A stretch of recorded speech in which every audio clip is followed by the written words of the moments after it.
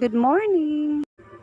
So for today's video, samahan niyo po ako sa pagluto ng tinolang manok, my own version. So this food is comforting food po nating mga Filipino, lalong-lalo na kasi maulan.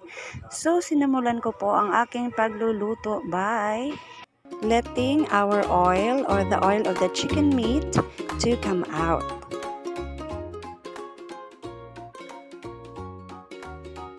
So for how many minutes pass, so ganyan na, lumabas na po ang oil ng ating meat. And then, I saute garlic, ginger to the pan.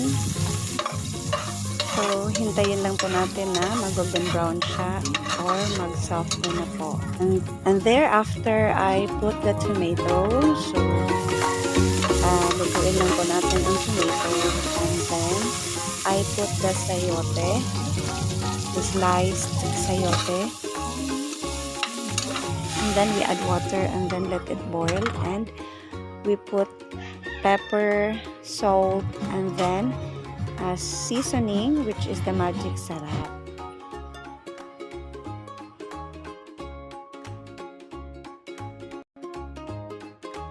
At na kumukulo na po ang ating sabaw, nilagay ko na po yung ating karneng manok.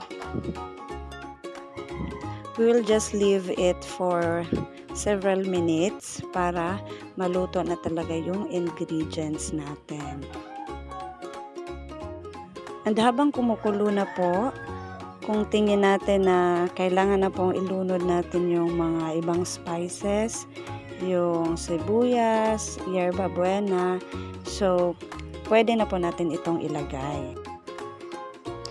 And then I put the spring onion, the yerba buena, and dalawang sili para naman po mas mabango at mas masarap po ang ating tinolang manok.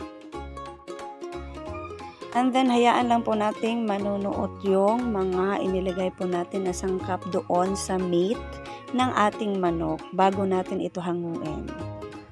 So, this is it. Naluto na po ang aking tinolang manok or my version of tinolang manok. Kung kayo po ay nasiyahan, please leave a like, react a heart, and please share my vlog.